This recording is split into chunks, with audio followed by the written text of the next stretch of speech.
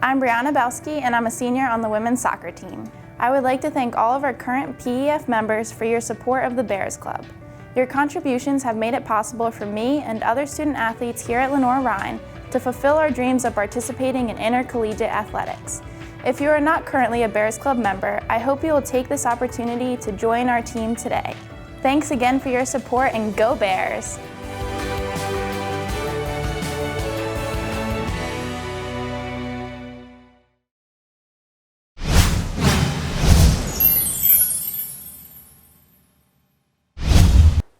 Thank you, John and Neil. Reflecting back on last week's game, it was a great way to open the season.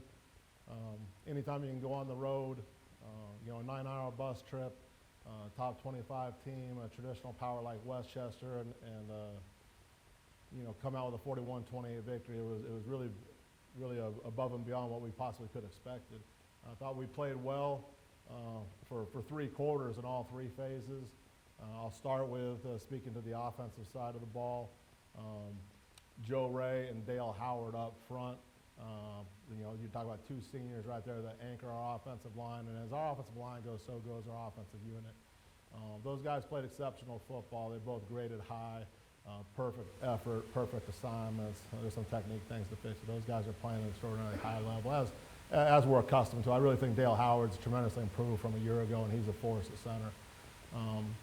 The 2 guards are first time out there, and Tyler Evans and Jaleel Roberts played well, and Jacob Slagle played well at left tackle. So that was great to see. Anytime you can rush for 442 yards, the guys up front are doing a tremendous job. And then, certainly behind them and outside of them with our wide receivers, obviously we weren't very prolific throwing the ball for our 6 yards passing. I mean, we scored as many touchdowns as we had yards passing. So. But we were 50%. So, and Evan did throw 2 good balls, and the other one should have been caught. So, like I said, I thought, going back to the quarterback and Evan Simmons being named Player of the Week, that's a tremendous feather in his cap as a reflection of all the guys around him.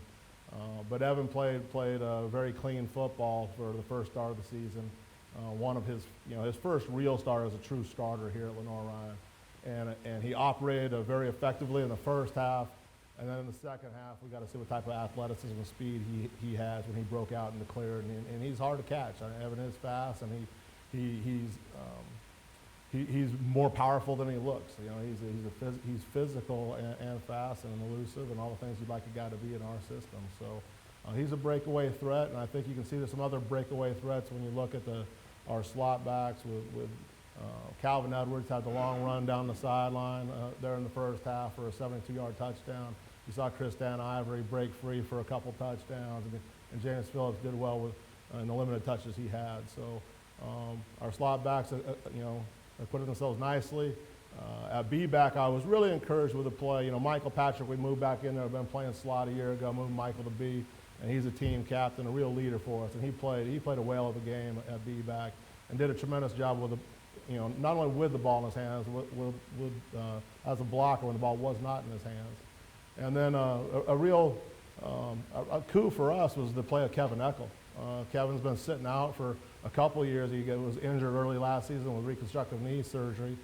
Came back, trained hard. He was cleared for an extra year of eligibility by the NCAA. And, it was just great to see Kevin go in there and perform, and he performed at a high level. He was one of 2 players that earned our Ronnie Lott Heavy Hitter Award. And I think if anyone saw that, they know why. He runs pretty dang hard, and he's a physical runner. He's a great compliment to Mike Patrick as a 1-2 punch at E-back. So I'm really pleased, as an offense to go out there and have 0 turnovers and play clean football in the first game of the season. We talked a week ago about the turnover battle being a key. And certainly on both sides of the football and the kicking game, we held up our end of the bargain there. Defensively, again, let's start there with the turnover battle. That was the key to the game. Our defense being opportunistic early on, getting 3 takeaways in the first quarter, sets our offense up with short fields, and we were able to capitalize off of getting 21 points off the 4 turnovers we acquired during the game. So great job, great awareness, and good scheming, and some good players. Certainly Cliff Barrett's interception stands out.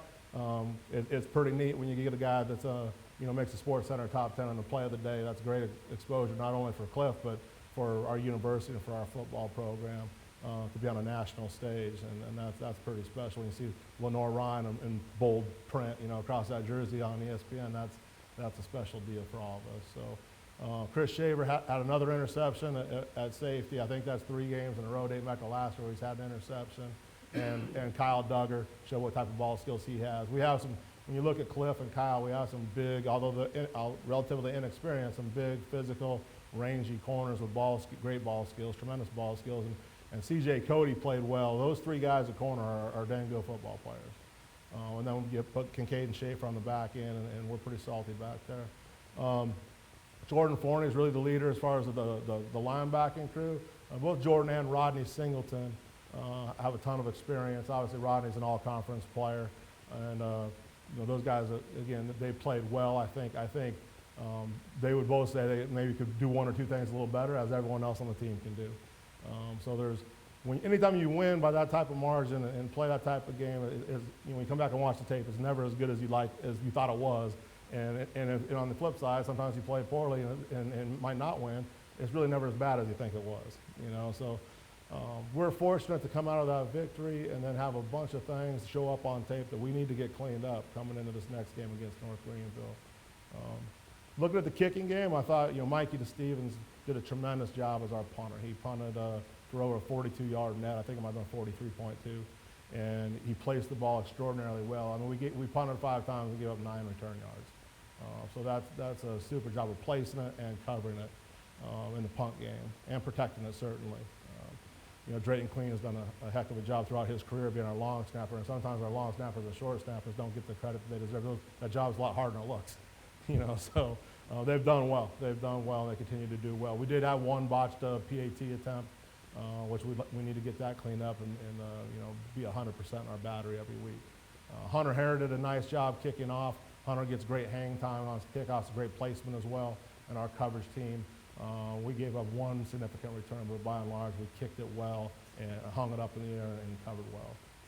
Again, there's tons of things to fix in all phases, including the kicking game, and that's why we have C on our hat and get a coach and try and get this team keeping the arrow pointed up going into next week. The challenge going forward is we're facing a very talented North Greenville team. They're extraordinarily well coached, and they have a bunch of guys that've been around the block offensively and defensively and in the kicking game. They have all their starters are back on defense, and some that we're starting are splitting times with some newcomers that are challenging them for their position. So there's a lot of talent there. They have played against our style. They ended the season last year playing shorter. They obviously played us a year ago, and they're getting ready to play us again. So there's some familiarity with their schemes, with their kids knowing where the angles and where things are coming from. And they have a few extra days, having also played on Thursday, to prepare for us. So I think that there's an advantage for them in that regard. Offensively, their quarterback's a special player. Nelson Hughes he's a senior. He's seen it all, done it all. He's a dual threat guy. His legs are dangerous.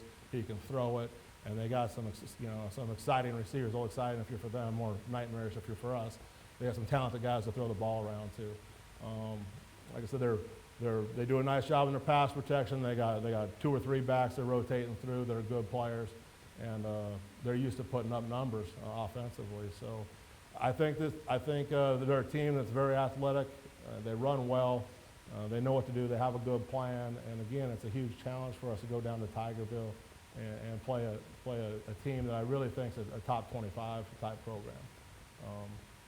With that being said, I'll take any questions or reflecting back to last week or looking forward here to North Greenville this week.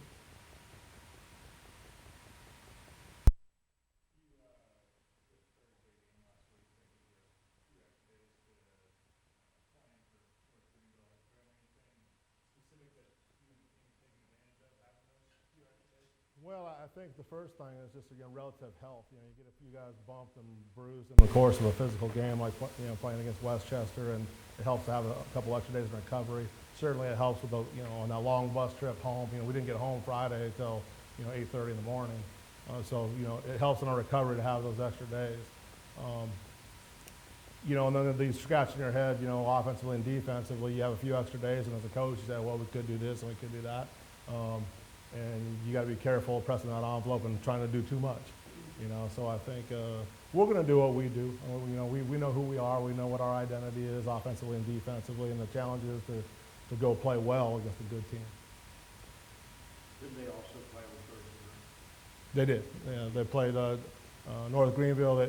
They're 0-1, but they played Charleston Southern as FCS program, as we well know, and a top 25 FCS program that it was I believe 41-14 football game, but North Greenville does enough on tape. And they're against a little bit different species of playing Charleston Southern. So, like I said, they'll look at the tape from last year and what they did against us and be encouraged. And like I said, that was one of the tighter football games we played last season against this group. So this is a group that it's a scary outfit.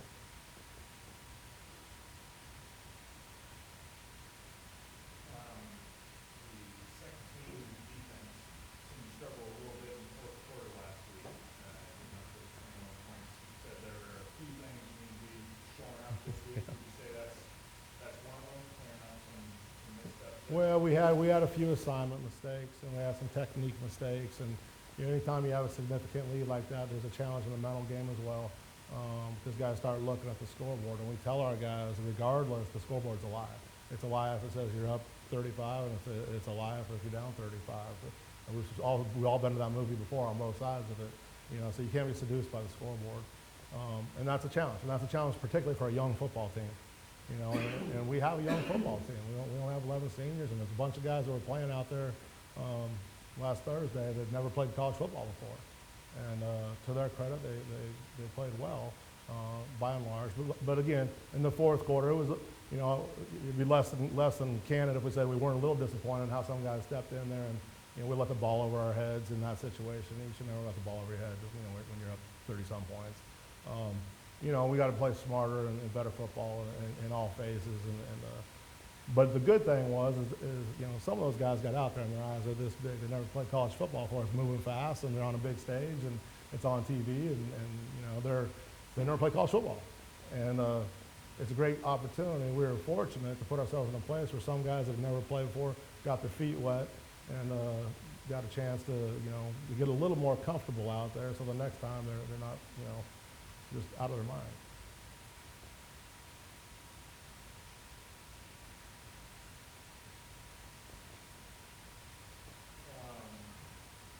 Lindsay Sparrow went down, I saw early on Thursday. Is there anything serious with that? No, Lindsay's going to be fine.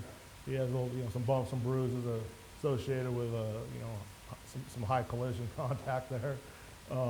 But Lindray is going to be fine. I thought Lindray and Placid Joker played exceptional defensive end. Those guys, we might have lost Contain once or twice, but those guys played very well. And that's what we'd expect from Lindray's a team captain and senior, and Placid's been around the block too more than a couple times. So we have good players there. We're fortunate. Chris Green inside is a heck of a player, and I think both Miles Braswell and Paul Sloan are really stepping up inside alongside Chris, and they'll need to continue to do so going forward.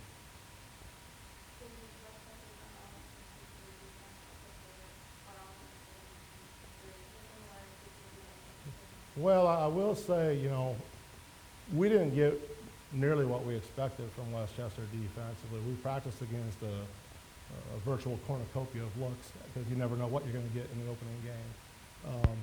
But they came out in something that, quite frankly, we didn't practice that much against. They ran 4 different defensive fronts with multiple pressures out of all of them, and that's a challenge. And that was what I was offensively. That was especially up front in the offensive line with all those multiple looks.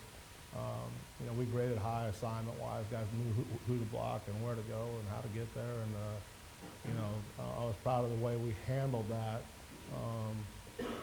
And like I said, Coach Seamy and Coach Banks are slot backs, and Coach Anderson outside, and Coach Daly, coach the quarterbacks.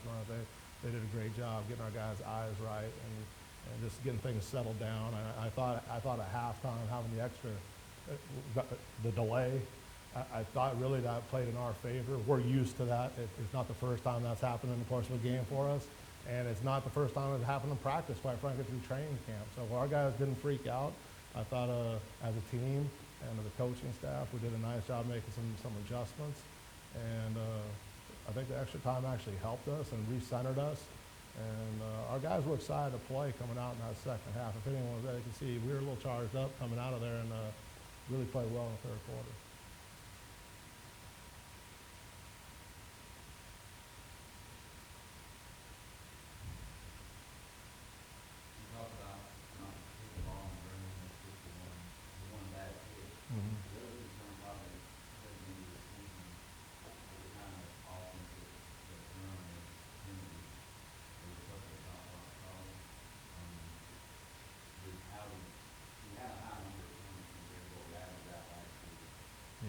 I will say that the ones that drive you crazier as a coach are the procedural penalties. You know, the false starts. That's the stuff that drives you crazy and can't be part of us. When guys are playing hard and they're blocking and sometimes you're going to get a penalty. You know, we're not excusing it, but I've also seen teams that have the fewest penalties in the league and they're not they're playing timid and not on the edge and can't make a play because they're trying to be so careful. So we want our guys to play free and fast and turn it loose on game day. And sometimes that comes with it. I mean, there's a fine edge there. There's a fine edge there. I thought defensively we didn't have many penalties. We had the one that kept the drive alive at the end of the first half. It was a critical penalty. And then we need to do a better job in some situations on third and fourth down than we did last week. So there's some things to improve on. But the penalties, some of that's playing the first game too. It's speed of the game and playing against someone else that's maybe working a little harder than our scout teams or working or a little better player than what we're up against every week. But it's a challenge. It's always a challenge.